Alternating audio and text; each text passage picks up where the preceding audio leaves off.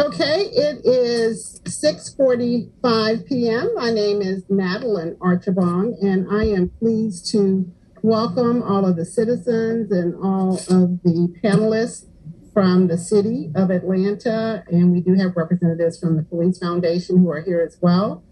This is an opportunity for the public to hear an overview of the proposal regarding the establishment of a new public safety training facility in unincorporated DeKalb.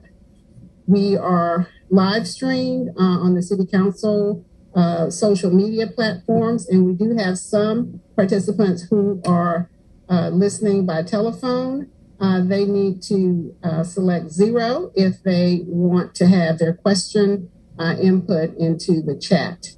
So I do not want to belabor the point. I do want to recognize that I do have Commissioner Larry Johnson on the phone, who represents the portion of DeKalb County where this property is located, as well as City Council Member Marcy Collier Overstreet, Westmoreland. Who else did I miss? I understand Council President Moore wanted to be in attendance. If any of the elected officials wanted to bring welcome, you can do that now, or if you wanted to speak at the end, I'm going to allow you to make that decision right now. You can unmute yourself. Hello, Councilmember Archibong. You know, the main thing is I appreciate your extra efforts, and I look forward to seeing the presentation. And I know that this is something that we are all looking to do in a timely manner. But extra community engagement is always a good thing. And I'm just looking forward to hearing all of the engagement from the community, as well as from Atlanta Police Foundation, Atlanta Police Department, and administration, so that we can all be on the same page and supporting our efforts for our Atlanta Police Department. Thank you. No, thank you. Yes, Commissioner Johnson. Yes, I just want to say thank you for involving unincorporated DeKalb, Southwest DeKalb, I call it, and getting us engaged and involved, because we weren't at the table at first, but now we've been engaged with the Police Foundation and just really trying to find a way to make sure that the residents' voices are heard in the area where the actual facilities might be. And so I think that's important, and that I appreciate you for being intentional in getting me engaged and involved. And I look forward to hearing the presentation. So the residents of that area, who I've told them to get involved and hear what's going on, and so they can see it for themselves. Thank you so much. No, thank you, Commissioner. I've gotten a text from a council member who said they would speak at the end. Is there anyone else on the council who wanted to speak? I see we've been joined by Councilmember Shepherd, Chair of our Public Safety Legal Administration Committee.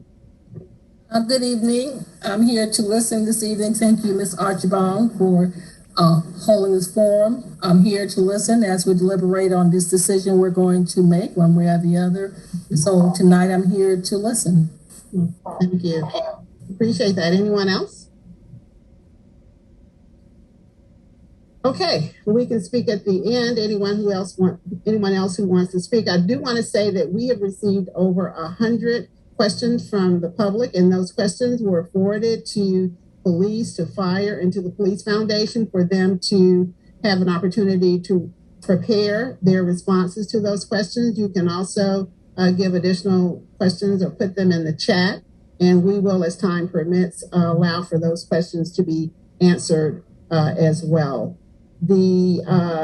Prior to this meeting, I'm happy to report that Commissioner Johnson had a one-on-one presentation on an overview of this proposal, and then Commissioner Johnson arranged for stakeholders in unincorporated DeKalb and his commission district to also have an opportunity to have an overview of this. So this will be the third presentation that has happened since this legislation was tabled at our last council meeting. So without further ado, I now turn this over to, I don't know if it's Deputy Chief Shearbaum from APD, or if Deputy Chief McLemore is going to talk first.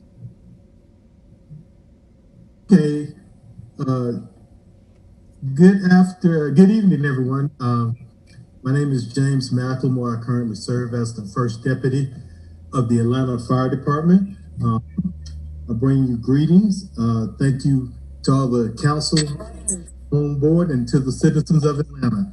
I do represent the Atlanta Fire Department, and I also represent as a citizen, as the actual homeowner in the city of Atlanta. Today, we sit here and we are on the cusp of something great, a public safety training center, so that both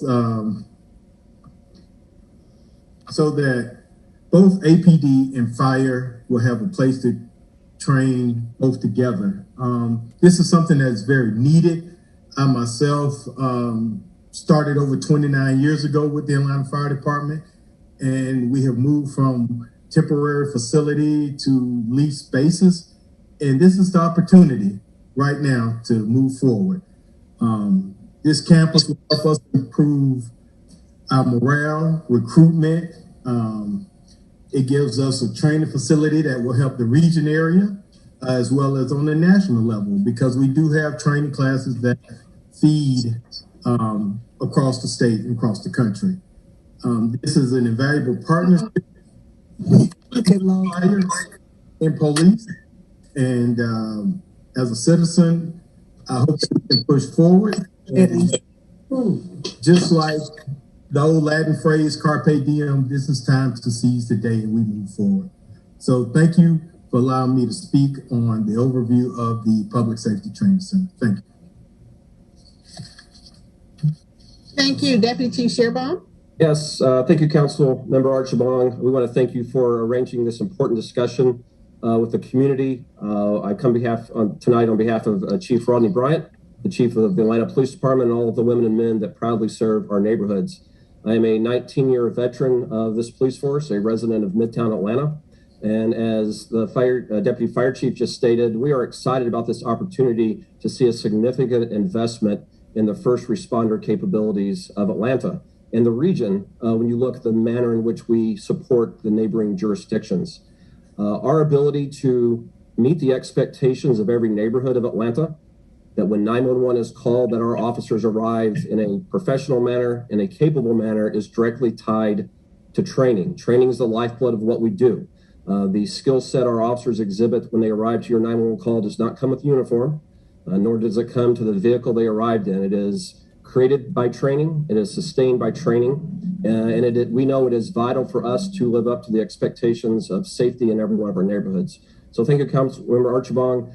We are glad to be here tonight, and we are glad to see interest in the investment in our first responder network, and we look forward to having the next hour with our citizens. All right, I thank you. I just want to say that we do have, it looks like 121 people on this Zoom call. We have 6,200 who are participating by phone. These are our citizens who do not have the internet or the computer connectivity. And so this is a very, very great turnout, and I'm looking forward to that presentation as well. So who's going to start us off? Council member, if they would just put up the actual slide deck. And you are? Your name is? Marshall Freeman. All right. With the Atlanta Police Foundation. And I'm actually going to hand it back to Chief McLemore once that presentation comes up. Thank you very much.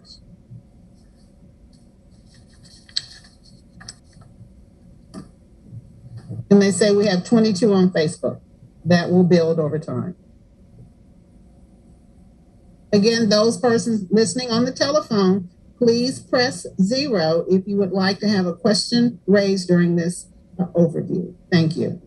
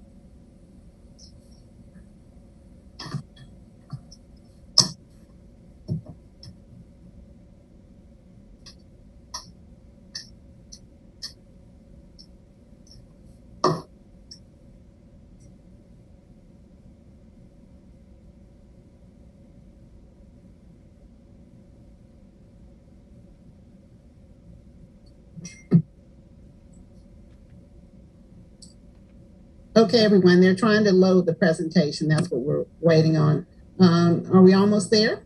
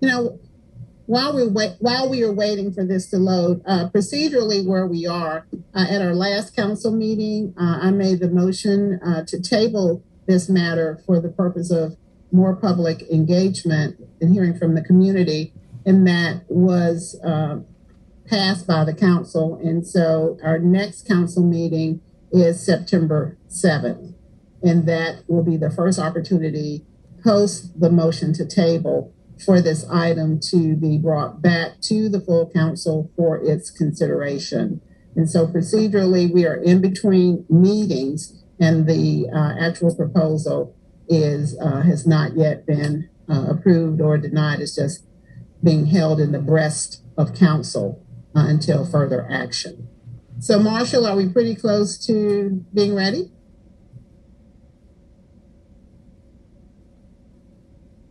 Yes? Okay, so you're sharing your screen? Okay, very good.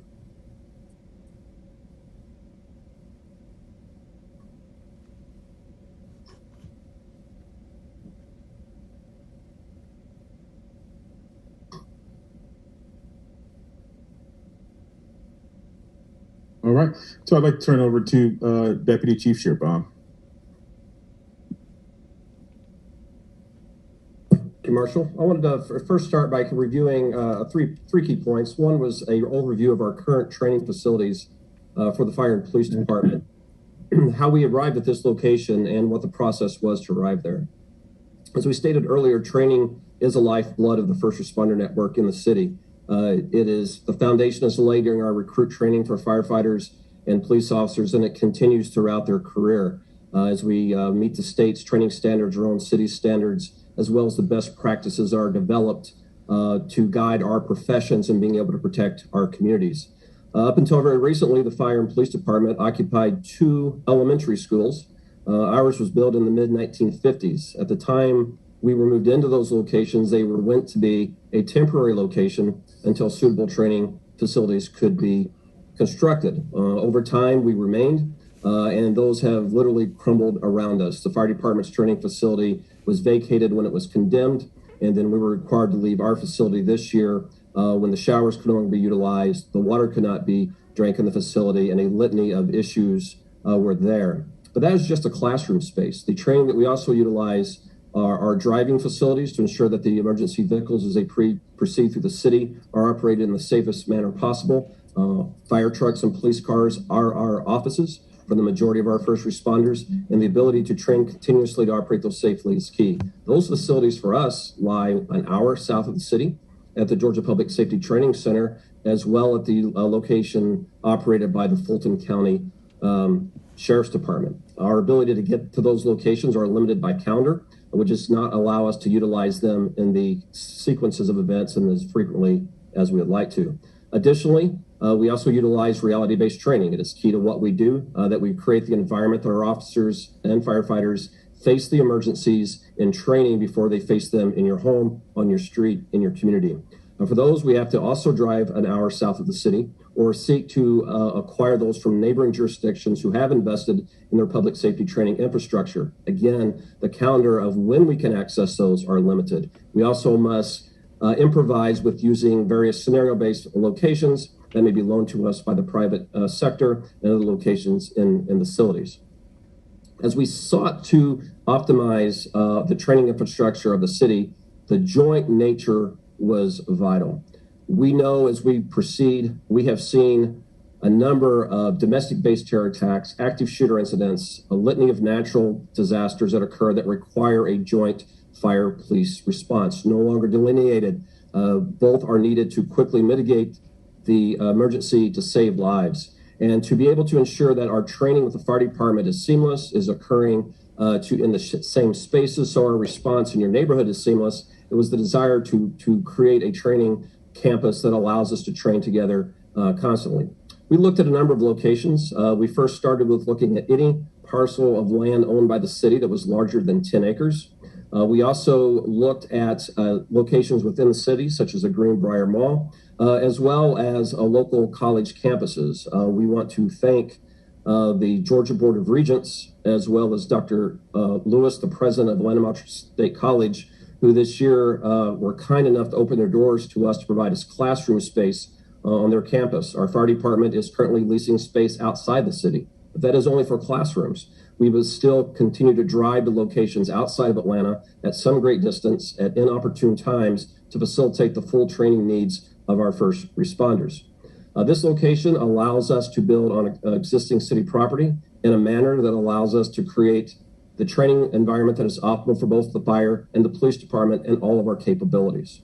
Chief McLemore.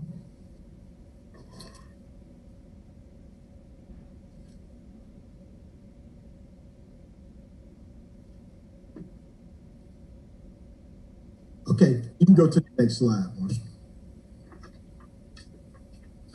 All right, so the drill tower, which is a key component at the training center. Why is this drill tower important?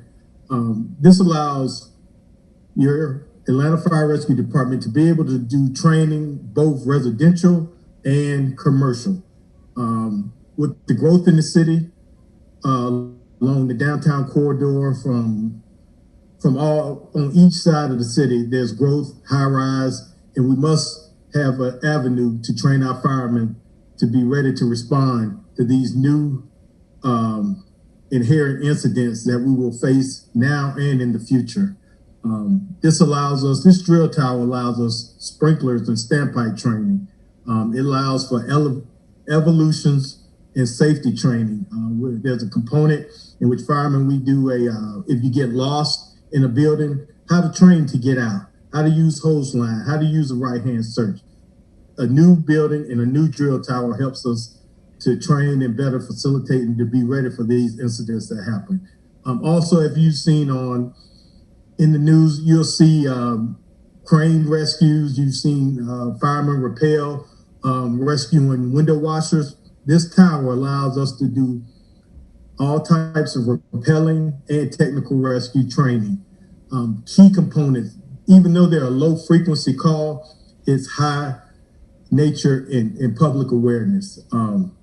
It's key to training. It's very key to training. Right now, we have to leave the city in order to have these training and to do this, to have the classes. So this will allow us to bring the instructors in, our own instructors, to properly train our members within techniques and rappelling. Also, this is an avenue for our fire inspectors. The training, they can identify false alarms, fire alarms, different types of fire suppression systems within it. Another key component is our fire incident and fireground management and our incident commanders on any scene, whether it be a accident to a house fire to even a EMS call. Incident training is vital to our members. We have a young department. This will just ensure as we move forward in the future that everyone is trained up and educated on the new avenues and changes within the fire service. Also, one key component we just had recently, elevator rescue calls, being able to deal with elevators, training with them, being able to identify the different types of elevators, all key components when you talk about a drill tower. Live fire within them in training, and it's just key component. So the drill tower is very necessary and very much needed when we move forward with the training center. You can go to the next slide, Marshall. So I will segue first and let Chief Shearbaum jump in after me. As you see, the training village allows not only APD, but also allows fire to train, whether it's a house, whether it's a, like you see in the photo, a gas station. This allows our members to properly train, do size up and incident management, and the practice makes for perfect responses, what we need to our citizens. And this also is a great leadership component. As we move to the leadership building, the classroom space, the state of the art will draw the best and brightest to our department. We've been lacking. We need a facility we can call our own, we can be proud of, and have joint training. It's great when we meet with our police partners on incidents, but the camaraderie that can be built by side-by-side training is priceless. And there's no value that we can place on this moving forward. This is a key component in moving us as a city, as public safety, well into the 21st century. I will let Chief Shearbaum have it now. Thank you, Chief McLemore. I want to follow up on a couple points that the Chief made. And as we go through these next few slides, if everyone can think of any time they've called 911 or what 911 could be called for, as we move through the slides and talk about this project, that is what we're investing in, the preparedness of the men and women who will respond to your emergency. To be a police officer in the state of Georgia, the state requires a course curriculum that is 10 weeks long and a day. The city of Atlanta has 22 weeks of academy-based training, followed by 12 weeks in field training prior to being signed to the academy. That expansion in curriculum and training modules reflects the value that we place in our city and our first responder response. When you attend an Atlanta Police Training Academy, you receive training in crisis intervention, focusing on mental health response. That is a week-long training. That is only taught in 2 basic mandate classes in the state for recruits at this time, Atlanta being one of those. You will receive training in pre-arrest diversion, fair and impartial policing, many hours in criminal procedure and law, animal cruelty investigations, LGBT citizen interactions. The Atlanta Police Department has a progressive policing model that grows each year as we adapt best practices to ensure the safety of our neighborhoods. That goes in two phases. It's the classroom portion, which you see on the left side of your screen, where we will have our insert in classroom space, as well as our leadership program, our Atlanta Police Leadership Institute, which is a block of instruction for each of our ranks, not related to a handcuff or not related to a courtroom, but related to community and related to interaction with our citizens and developing the best class leaders that we can have in our communities.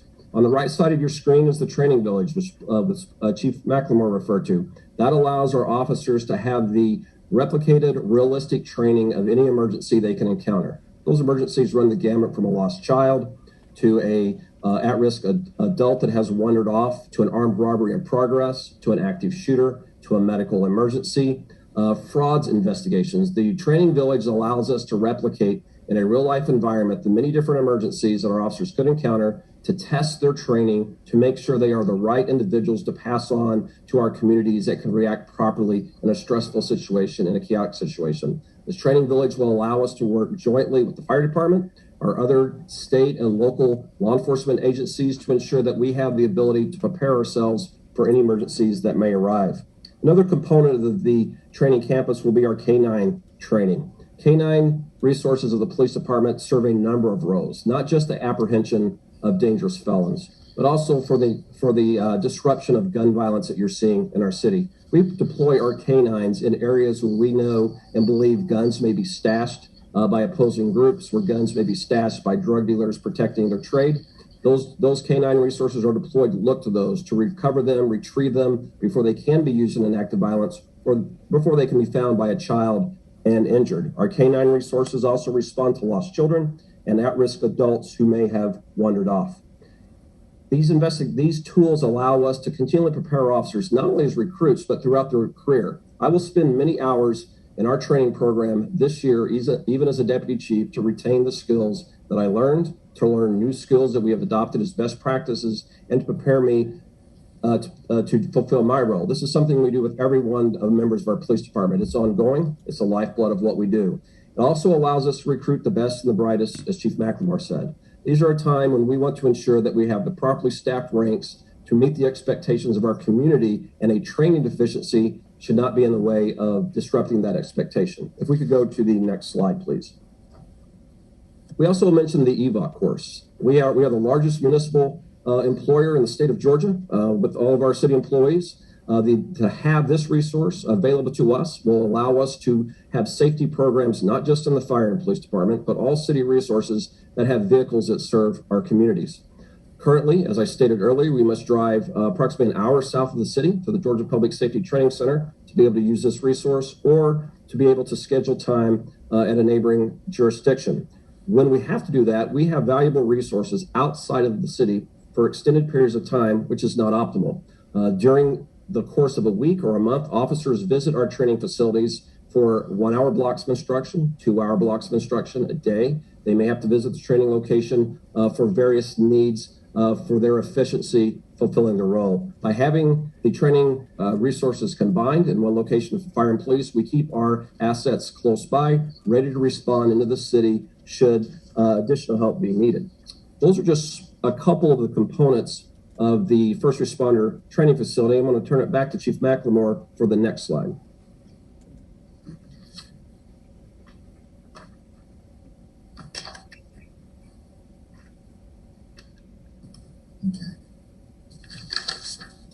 Actually, on this slide, we're going to move to Steve to give an overview from here. Okay, can you hear me?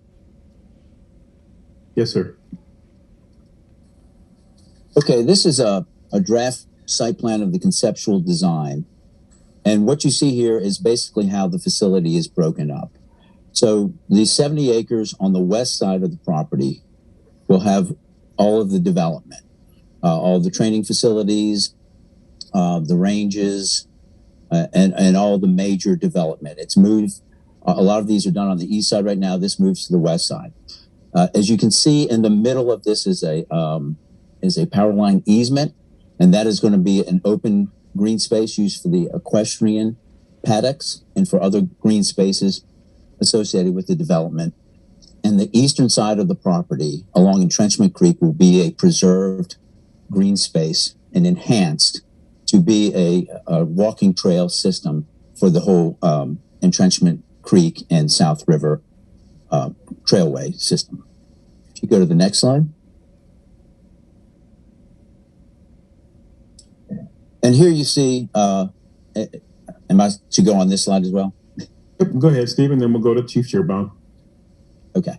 So this shows you the distances of the firing range from the different residential areas and the different developments in the area. And you can see where it's located is the furthest away from where the residences are, much further than where it is presently located today.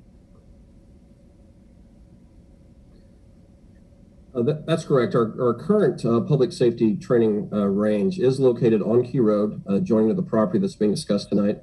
It currently sits within 500 feet of the closest residence. By allowing us to relocate the range capabilities, we will be mitigating the sound by moving the range further to the center and then using best practices, sound mitigation to be able to limit and reduce the sounds that may be generated by that location. This is obviously an asset that we must have. We're required to have this asset by the state of Georgia to retain our certification, and that officers must complete their annual training, refresher training throughout the year to stay proficient with the tools of the trade. Okay, next slide, please. So this gives you the broad brush breakdown of how this 350 acres would be used. So the training center, as stated earlier, moves to that west side, and it's only 70 acres of the 350 acres. 95, and then you have the campus core, which would be where you would enter and come into the facility, and that would occupy about 15 additional acres. The remaining acreage, the 265 acres, would be broken out into preserved green space in the center, as stated earlier, for the equestrian and other green space needs, as well as open to the public. And then the 170 acres along Entrenchment Creek would be preserved as a permanent public park space. So this project would have a positive and enhanced number of park space acreage for the public. This project does not destroy old growth forest because there is no old growth forest on this property. There are a few little pockets of some larger trees, and those pockets will be preserved, particularly around the lakes in the center part of the property and then on the very northern tip. But most of this property was cleared 20 years ago, and I'll go into the historical aspects in a second. The project will immediately provide usable public space for the residents that they can't currently access. And then this project will be responsible in its environmental development and design and will not impede the vision of the South River Forest. We are dedicated to planting back native species and enhancing the natural areas around this property. Next slide, please. So to give a little historical aspect of this, so this land was historically used as cropland up until 2000. And if you see this slide on the left, it shows that the entire property, with the exception of that small center pond area, is completely devoid of any trees, any foliage other than croplands at that time. By 2010, there was some regrowth coming back. You can see in the center slide, the center of the property was still devoid of trees, but there was some growth on the western side and the eastern side. And if you see the slide to the right, 2020, you see the easement that goes through that's maintained as a field devoid of trees. And most of the trees that are here are invasive species. They are mixed in with the few young loblolly pines that have regrown onto this property. There's a Chinese privet, Calais pear, tree of heaven, Chinaberry, and kudzu around the perimeter. This is not a pristine forest site. It is a very denuded site that's just starting to have some regrowth to it. And we are dedicated that any tree removed during construction will be replaced with a hardwood native tree, hardwood native Piedmont tree. Any hardwood tree removed during construction will be replaced by 100 hardwood trees to restore the land to its original canopy. And then the final design will include a permanent exhibit that memorializes the legacy of the city's honor farm that was the original facility on site. So we just wanted to make clear that we know that there has been some talk about removing forests from the site, but this site is a very denuded site and not a very and does not have any old growth forest on it. And the next slide, please. And we're also dedicated to making this project a link between the South River Trail and the Atlanta Beltline. And we feel we can do that with the enhancement of Entrenchment Creek, where it goes through this property, and then connect to that easement that goes through the center property to create a pedestrian link all the way to the Beltline. So imagine, if you will, that connection from the Beltline to the South River Trail and on down as the South River Trail gets developed. It could be a really exciting gem and an exciting connection for pedestrian and bicycle use.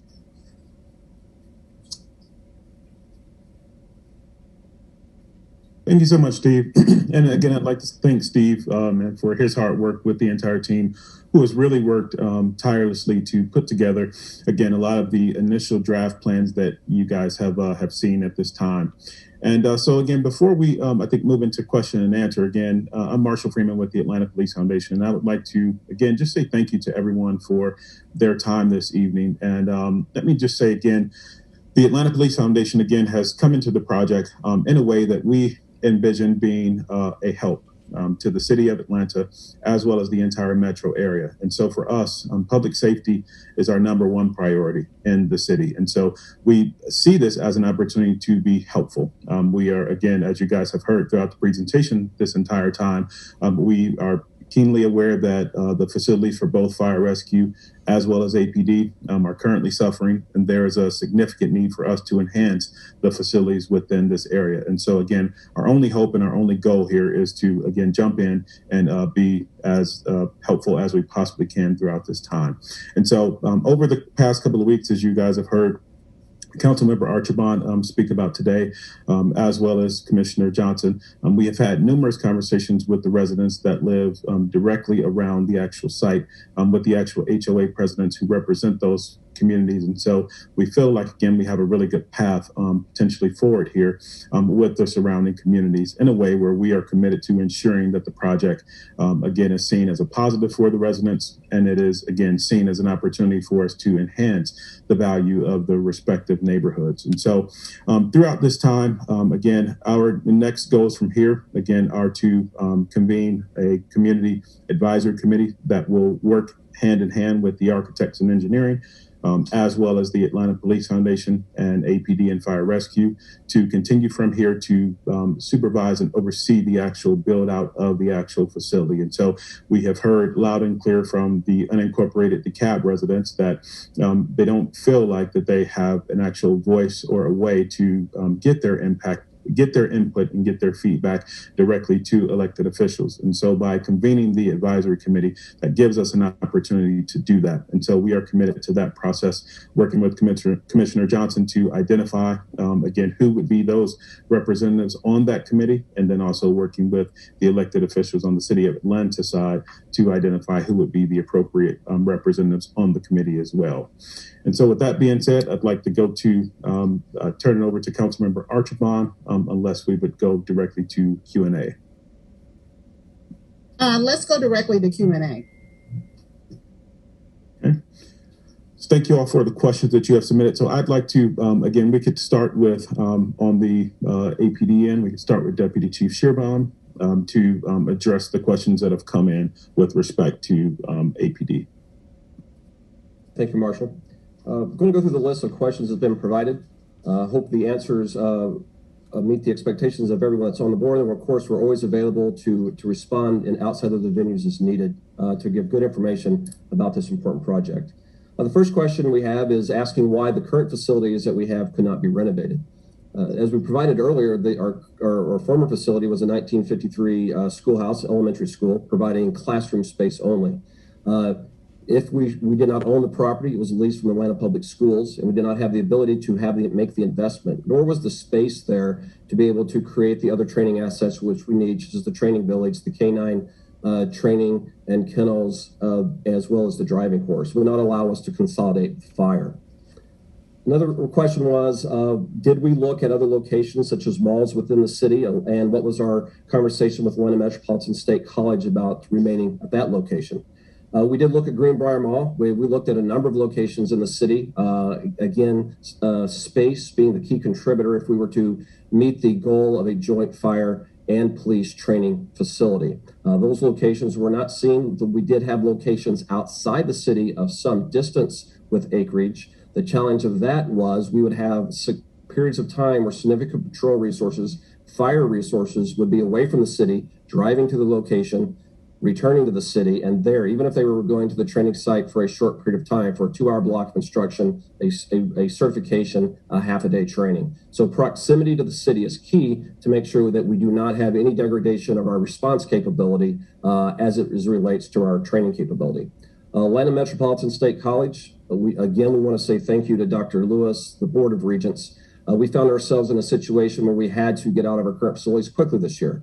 They are a strong partner. They work with us to quickly move to the current location. They are providing much needed classroom space, but still yet to this day, we are leaving that location to go to other sites to train for those specific locations. That lease is only for 3 years, so we have a 3-year window to find a suitable location to relocate our training resources. Not available at Atlanta Metropolitan State College is the space needed to build the training village, our driving course, as well as to partner with fire in our training mission.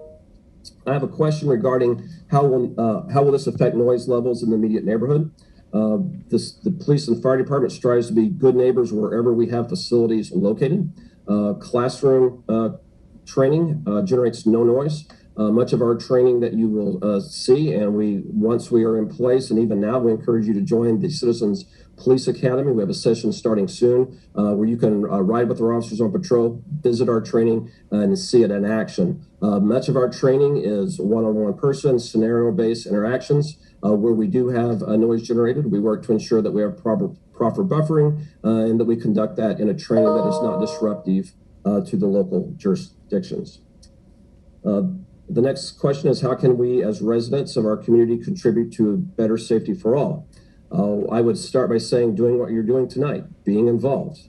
Know where you can join and volunteer at a police athletic league, at an app promise center, where you can invest in our youth initiatives. So we can support our youth not to become involved in gang activity or to commit criminal acts. We have an aggressive program. We'd encourage you to do that. Join your neighborhood association, join your neighborhood watch, contribute into initiatives such as this to ensure that we're investing in our public safety network. The next question is, what is the alternative to getting more police and firefighters to work for the city if we don't have an adequate training facility? This goes to 2 other questions that we have. I'm going to join them together related to how can we ensure this will increase recruitment and how will this impact morale with a notion of a previous documentation from 2017 of training potentially being a minor reason for poor retention. I want to address that. In this past year, we've been working very closely with the Police Executive Research Forum, a professional organization, a progressive law enforcement body that works to move law enforcement agencies to best practices. And one of the areas they've been working with us in is retention, is recruitment. And when we're speaking with an expert on this matter, it was noted that the 2 things that lead to officers and first responders remaining at their departments and to lead are their training facilities and the vehicles that they operate, or fire stations and the apparatus that they throw. And when I speak with individuals that are choosing to train in Atlanta, become certified in Atlanta, and then in 2 or 3 years moving on, the state of our training facility is oftentimes giving as the reason they're moving to a neighboring jurisdiction where an investment has been made in the first responder training infrastructure. The next question is, will this facility do anything to address racism in the police department? As you know, the Atlanta Police Department was recognized by the Obama administration as being one of 16 model agencies for 21st century policing. We take great pride in the fact of how we serve the citizens of Atlanta, and who we hire and train and retain to serve the citizens of Atlanta. Our ability to ensure that we have the right individuals in our force starts long before anyone enters the door of a training facility. That is involved in our interview process, in our background check.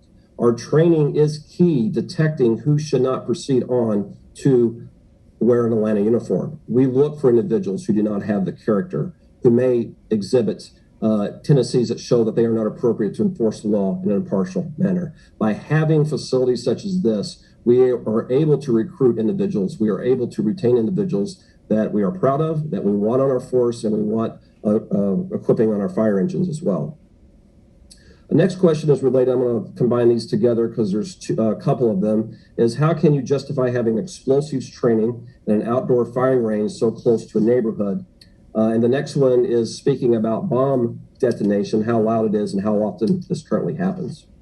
As you are aware, the Atlanta Police Department and the Atlanta Fire Department are full service providers, all hazards providers, meaning there are limited circumstances where resources have to be requested from outside the city. One of those areas is our ability to respond to explosive devices that have been employed by domestic terrorists, international terrorists.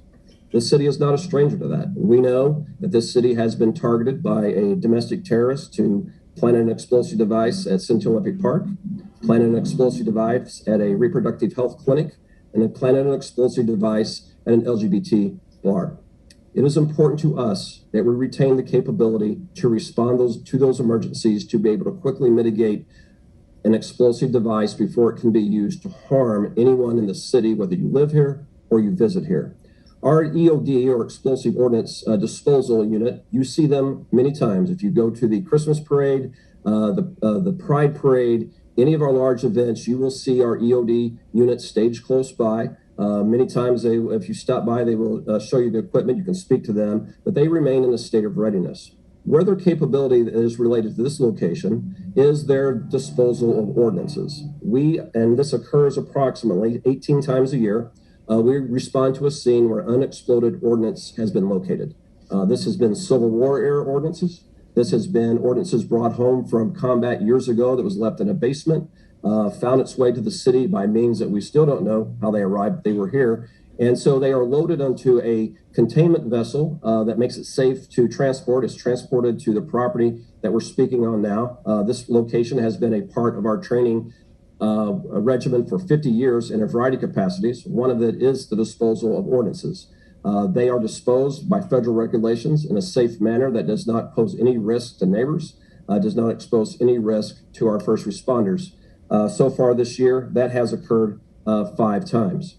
No training that we conduct places at risk anyone that is in close vicinity. Right now, our firing range is 500 feet from the nearest home. That is done in a manner that is safe. But it is done in a manner, we know through the listening sessions and the work sessions we've had for this last week and a half with our DeKalb County residents, that this is an area that that improvement can be seen on by us relocating the range. We ensure that all of our training is done in a manner that is aligned with federal, state protocols to ensure that the safety of our first responders, our trainers, and the neighbors are looked after. The next question is related to the restrictions on noise. As the ability to build a facility from the ground up that meets all standards, meets best practice, that is first of class, allows us to deploy technology to muffle sounds, to be able to construct the training environment so sound is mitigated so it is not a disturbance to the local community. As we have spoken with a number of communities throughout the country, other fire and police departments, we have learned from them best practices that can be employed and how they interact with their neighboring communities to ensure that they are good neighbors that are contributing to the well-being of the neighborhood. The next question is, what are some of the upgraded procedures included in the decreasing of crimes? The ability to decrease crime across our neighborhoods arrives in a number of ways. It is an engaged neighborhood willing to call 911, involved in court watch, and involved in the neighborhood watch. It is our ability to have the sufficient number of officers needed to be present across the city, present in our various units. A role of a training facility such as this in crime reduction is ensuring that we have an adequately staffed police department with qualified candidates and that we retain the officers that we train. I would be remiss if I didn't commend the Atlanta City Council for passing significant raises 3 years ago that helped us stop the attrition that was quite large in our police department. This will allow us to continue to close the gap and to ensure that officers don't depart us for jurisdictions that are surround us that are very close that have proper training facilities. Got a couple more questions I want to go to on a separate email. This is referring again to the training village, also has been referred as a tactical village, a mock village in different locations, and refers to the size of it and ask about its size compared to others. A training village allows us to have the repetitive realism of training to ensure that the emergency the officers respond to for the first time is not on your street. It is in a training environment. This one is constructed in a manner that allows us to have realistic business areas, residential areas, streets, to ensure that all avenues of a proper fire and police response can be replicated in a realistic environment. As we prepared for the Super Bowl, we had a number of officers that were staying for over a series of days at the Georgia Public Safety Training Center, an hour south of the city, preparing for the Super Bowl in their training village. That we are fortunate that this will be developed in a manner that it supports fire and it supports police, and it will support us as we work with our neighboring jurisdictions to develop best class response models. The next question is related to the location of the firing range and its impact on the transitional facility that is next door. As we construct, as was stated earlier, the same answer would apply. The location, the structure of the range, we're exploring all type of ranges that can be built at this point will be explored to ensure that we select the best one that meets the sound mitigation goal of the environment and ensure that we are taking into consideration those neighbors that are close to us, be they residential or an additional government facility as the one here that's being referred to. The next question is also about the range regarding the containment. Our current range that we have is an uncovered open air range which has been grandfathered in for its current location.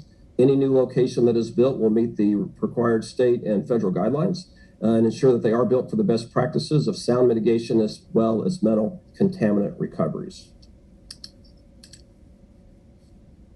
And Marshall, I believe that is all the questions that are on my list. If I missed one, I may raise my hand and jump back in if you don't mind. Thank you. Let's move forward to fire rescue, please. Okay. Chief Shearbaum actually answered 2 of our questions, and one has been already. It was asked, why is this facility necessary when the existing one could be renovated? We do not have a building. It was leased, and a couple of years ago, it was shut down due to mold and asbestos. So there is no opportunity to do any renovation on a building that we have. Another question, how can you ensure that this new training facility will increase recruitment? We have a vigorous recruiting effort taking place. What I can ensure is that with a new training center, you'll get the best firefighters serving the citizens of Atlanta. Being able to train and properly mitigate EMS calls to fire calls and anything in between. We're all hazard organization. And the last question was, what is the alternative to getting more police and firefighters to work for the city if we don't have a training facility? There is no alternative. We must move forward and get us a training facility so that we can recruit and train our members in public safety to provide the service that's required to keep our city safe. And those are our 3 questions for fire. Thank you, Chief. We'd like to move to the questions that came in for the City of Atlanta administration.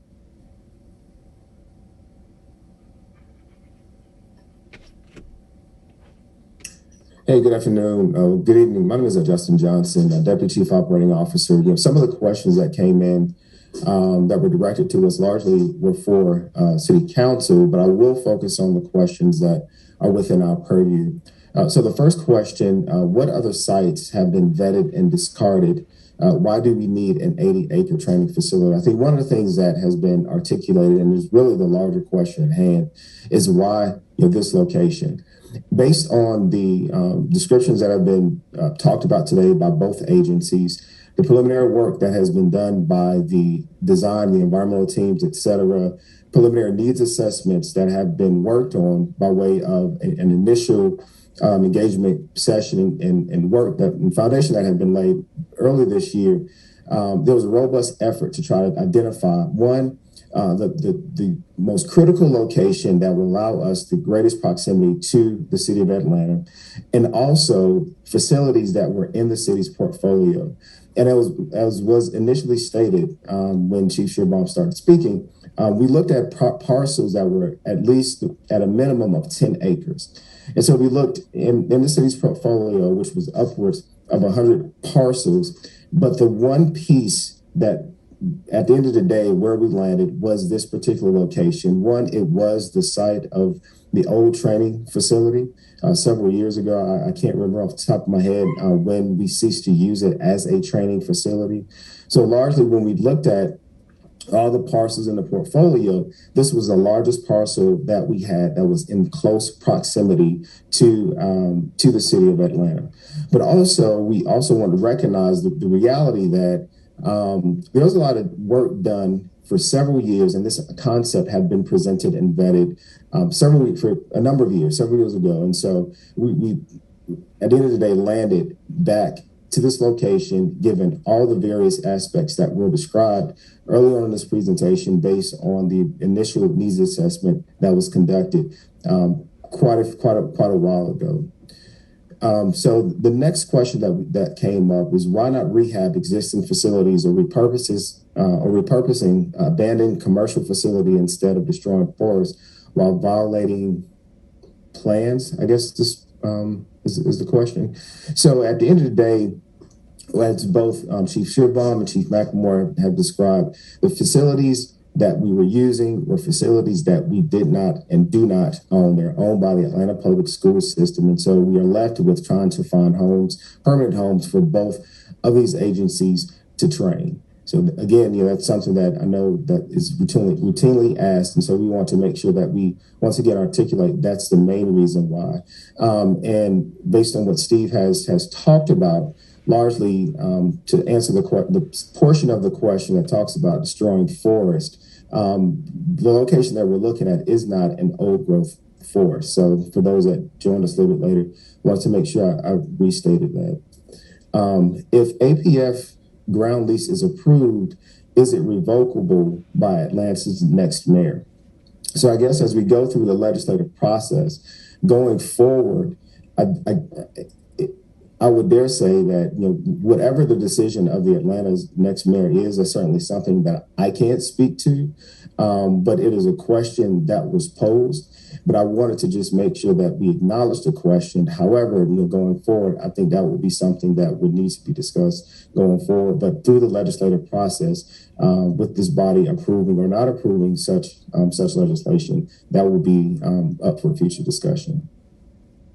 Has this proposed project been approved to move forward? So the council will take action in the coming week with regards to this particular legislation. And as Councilwoman Archibong has stated, she requested to table this particular legislation to provide an additional opportunity for community feedback, additional information, and additional engagement with respect to our colleagues over on the DeKalb County side, who, as was stated by Commissioner Johnson, has not and was not initially engaged, but the work between both parties, the legislators on both sides of Atlanta and DeKalb have come to the table to really talk through, but also a concerted effort has been put forth with regards to making sure that the surrounding neighborhoods and communities representing the various interests around this facility, that they were engaged. Why can't the that was a similar question about you rehabbing existing facilities. So the next question, the training center will pose a danger to the health and safety of neighboring communities. How can you support this? So at the end of the day, one of the things that has been mentioned earlier is making sure that the design elements of this particular project are done in such a way to where there's environmental stewardship that exists with building these facilities and spaces. And one of the things that continues to come up is, lead with regards to the firing range, which Chief Sherbon, he spoke to how do we actually do that and what the measures are. But also on the fire side, with the drill tower as it currently exists and the new technologies that currently exist, there were statements made that, with fire and smoke billowing up into the air, does that pose an environmental risk? But one of the things that's also important to note from a technical standpoint, which if we need further clarification, is the fact that the smoke largely that is generated is largely artificial smoke.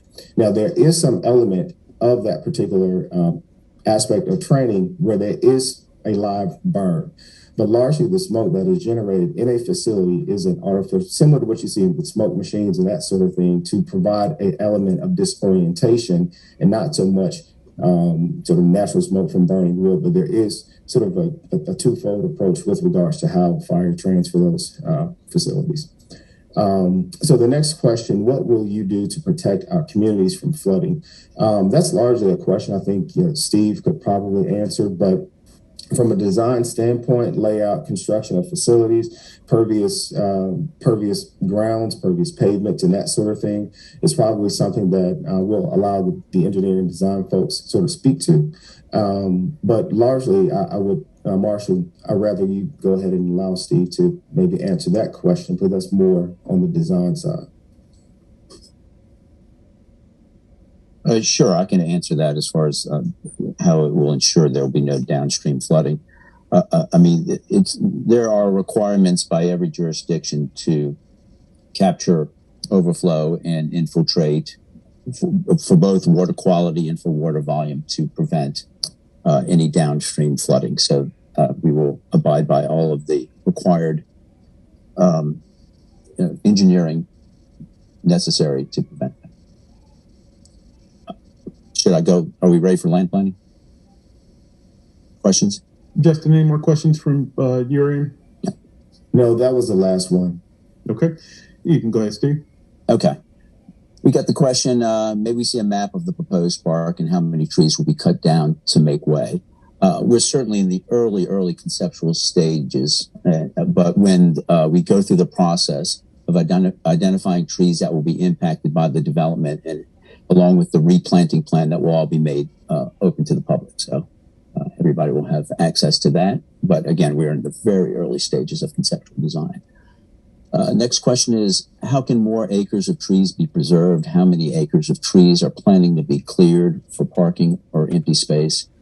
And again, this goes back to the fact that we're at the very early and conceptual stage of this development. And we will be doing a survey of all the trees on site, of and all the significant trees will be influencing the design, and will play into us taking every effort to preserve every one of the large trees on site.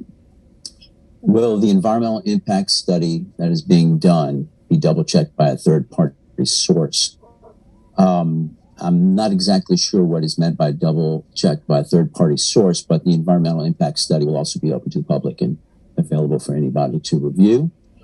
And then it says, last question is, has EPA study been considered?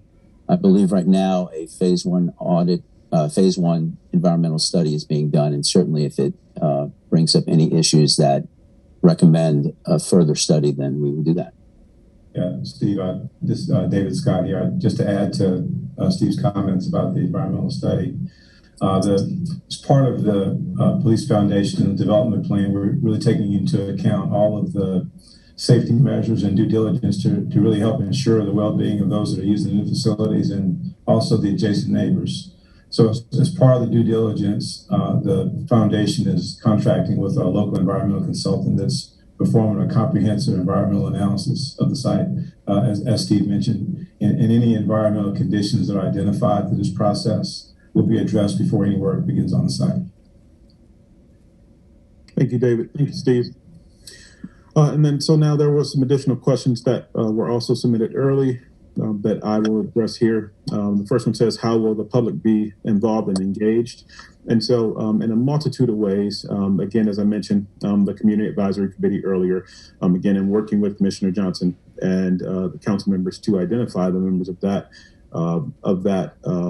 the community who will participate on that committee is our number one priority.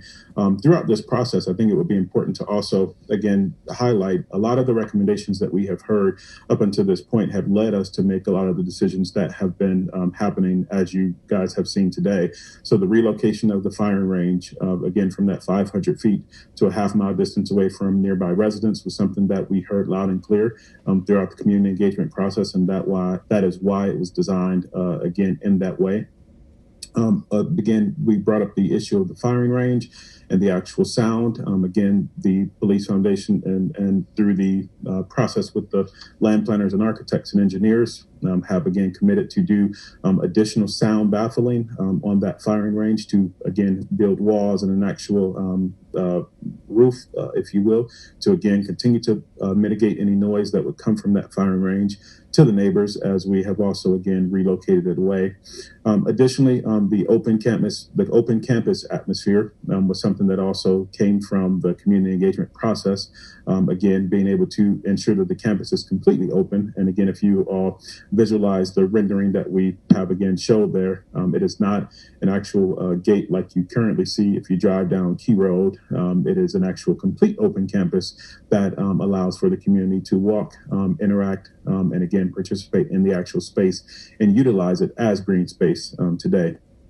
The connection of the site to the walking trails, South River Trails and the Beltline was also something that also, again, has come out of that, also memorializing the history of the prison farm through a permanent exhibit, either within the administration building or something that is outdoor as well.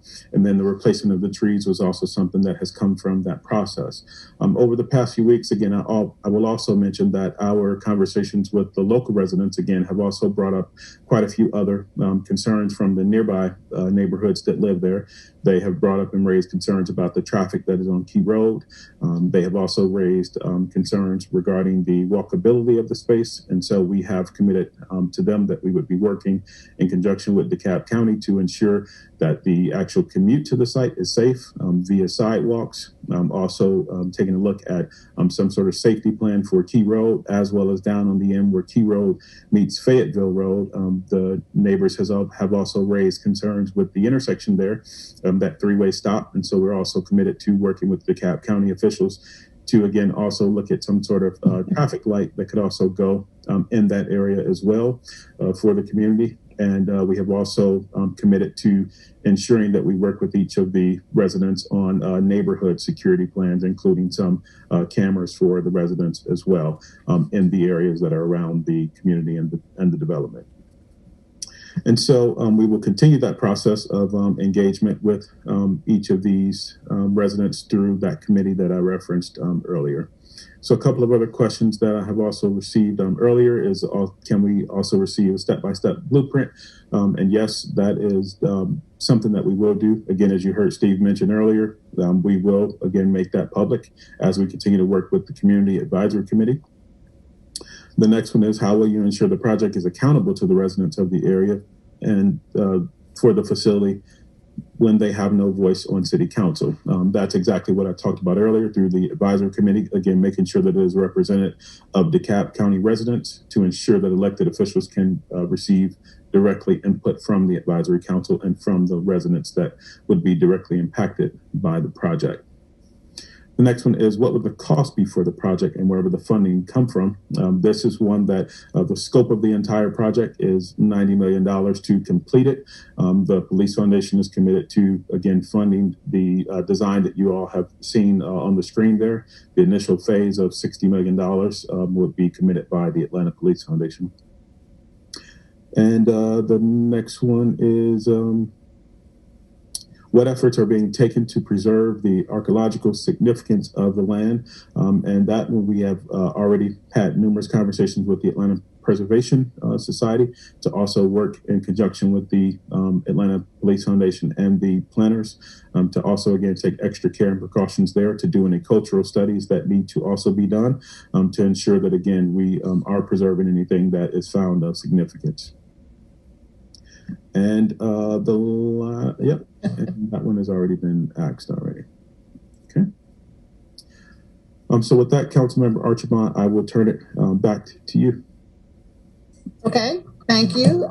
There have been a few other questions that have come in from a multitude of sources. I want to again reiterate that if you are on the phone, press 0 if you have a call. And so one of the questions that I want to address is, will there be responses? One, will this videotape be available to the public? This meeting is being recorded and it will be posted on the City Council website. So yes, that will be available. We will go carefully through the chat and Facebook questions and all the questions that have been posed, and we'll provide a response to those, particularly the ones that were not touched on at all during this presentation. Some questions that I have received, we got a question from one neighbor who wanted to know, where was the public input? We've heard from the city, we've heard from the Police Foundation, and we have elected officials on the line.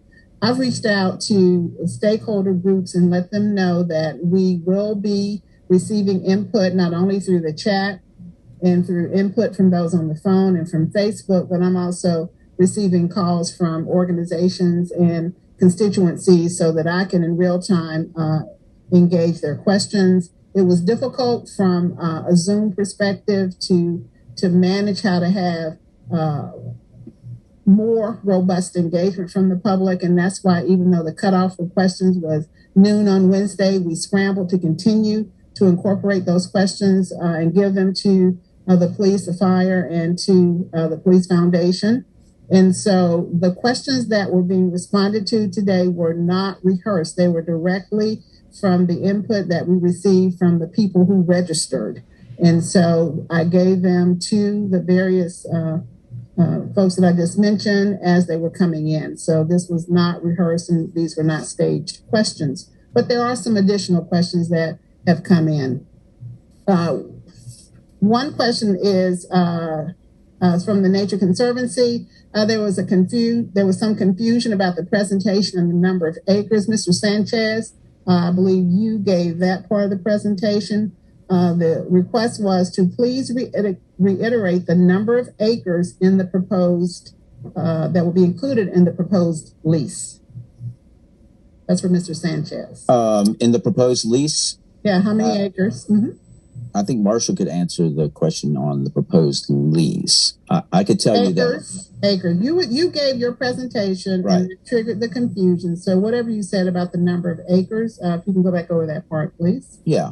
So 170 acres will be dedicated to public park space along Entrenchment Creek, and another 95 acres are dedicated preserved green space that the public will have complete access to. Those are the numbers I gave you. So in the 85 acres, would any of that include green space? I'm not sure what you're referencing for the 85 acres. Of the 350 acres, we had 70 acres for the training area, 15 acres for the campus core. Preserved green space would be, and these are all approximate, 95 acres of preserved green space in the center of the property, and then 170 acres along Entrenchment Creek that would be preserved in green space, mainly forested, reforested trails, but also a possible community garden space in that area. Okay, I'll see if that.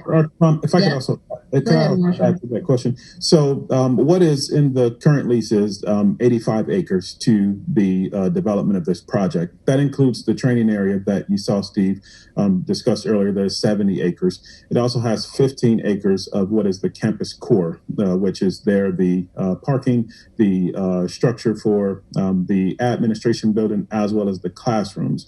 What is excluded out of that 85 acres is also the area that is kind of nestled right in between the two of ponds and the public access area, if you will. And so that space, again, would remain there and would be completely open to the public.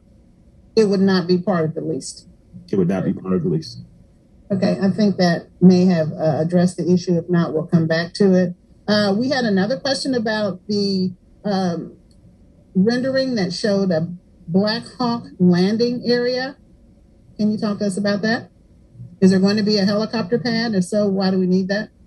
Sure. The actual space there that references a Black Hawk landing pad gives you again, in an event of an emergency scenario, but it is actually only green space. So it is completely open as a PT training field for fire rescue, as well as for APD, and for community members to also have access to it and to sit and to, again, participate in the green space and enjoy the area. It is there in case of an emergency. It could actually, again, function in that capacity, but that's not the function of the actual site.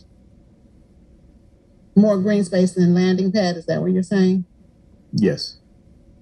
Another question came in around the issue of the old growth trees and the fact that the representation made that there have been a number of clear cuttings of the area of the proposed site. And the comment that I have here says that they believe that there are 100-year-old trees in the area. I can imagine even back in the day when you clear cut for a building, you wouldn't cut every single tree. So there's concern around how do you know that there's no old growth forest remaining in that area? Well, a survey will be done, and we will identify all the trees that are on the site. And they're probably referencing that area around the pond. There are some large trees, possibly some as old as 100, around those ponds, and those trees will be preserved. But I mean, if you really looked at the image on the presentation, at 1999, this site was 90% devoid of any trees. So it must be in reference to those large trees that are around the ponds, and those will be preserved. All right. Thank you. We had a number of questions that came in around, this would be for Deputy Chief Bashirbaum or Assistant Chief Hoyt, if Chief Bryan is on the line. Wanted to understand around the kinds of training that is being proposed, references being made to de-escalation training, mental health, crisis training. What kinds of training is being proposed? Will the training manuals be available online so the public can understand what the curriculum and what kinds of training our officers are receiving? Councilmember Archibong, this is Deputy Chief Bashirbaum. Yes, we provide an overview of all of our training curriculum to our Citizens Police Academy. You do not have to be an attendee to receive that information. If someone can forward me the email, we'd be more happy to provide our training overview. Our training overview at the core is the state mandated hours, what the state of Georgia requires for a police officer to be certified in the state and retain her or his certification. Then it's expanded beyond that. It goes back to mirror what we spoke of earlier of what the training site will be used for. It is a broad range of training to ensure that whatever the call is for the officer, that they are sufficiently equipped to train. And it does run the gamut. It's those that are the most acute. We recall recently a high-rise next to where I live in Midtown, an active shooter loose in the building. The officers exited an elevator and were face-to-face with the shooter. Our officers are trained for that type of environment. The training runs a person in a mental health crisis. De-escalation training is inserted in all facets of our training. It's not only the one that's required by the state of Georgia, is what we have added to that. We are proud of the training that we offer. We believe it's the most progressive in the state. It evolves annually to ensure that we are adapting and training our officers in the best practices. We are one of the few accredited law enforcement agencies in the state, and that the fact that our training academy helps us to contribute that and sustain the accreditation is key to what we do and why this facility is important. All right, thank you. We've had a number of comments around documentation to support some of the representations that have been made. So I'm going to ask that in addition to the recording of this being posted on the City Council website, to the answers being provided in writing for the questions that have been raised, that we also attach documentation to back up any of the representations that we made, be it about training, be it about the appropriate size of the facility, any references that you've made to a justification for any component part of this proposal, that justification be attached and made available for the public to review. That's been a pretty consistent question as I read through the Facebook and the other comments. Trust but verify. And so at this point, I think it's really important to provide that. So we're going to allow for all of the questions. So please put your questions in the chat before the session is over. We are already at 8:05. We're about 35 minutes over. And so again, anyone on the phone, hit 0 so that your questions can be accommodated and included in written responses. I have a question, and my question pertains to maintenance of the facility. Let's say hypothetically, the decision is made that this facility will be built. As I understand it, the foundation, through philanthropic dollars and other financing tools that will not involve the general fund, as I understand it, will provide for the building of phase 1 of a public safety training facility. How much are the maintenance costs ongoing that will be on the city, as I understand it? So let me ask a two-part question. Maintenance of the facility, if it is built, who will be responsible for that maintenance? Will the foundation be responsible, or will the taxpayers be responsible? Justin, would you like to start, and then I'll go after you? Yes. So the O&M will once the facility is constructed, the O&M would rest with the city, much like we've maintained all of our facilities. The Department of Enterprise and Asset Management is the responsible entity that has oversight of our facilities from a maintenance standpoint. But as we get through this process, we'll certainly refine and fine tune what that looks like. But having a facility that is certainly a newer facility allows for lower maintenance costs than what we've experienced in the past with other facilities that we've had to lease on and that sort of thing. So that's where the responsibility would rest. But Marshall, do you have anything else? No, I think that's fine, Justin. So do we have the annual cost calculated for that? The annual, go ahead. No, go ahead, Marshall. I know that's something that we've been working through with regards to the annual cost based on the square footage. But Marshall, there was a preliminary square foot cost for maintenance that was being discussed by the A&E team. But if you want to provide some additional insight, please feel free. No, that's the same thing I was going to refer to,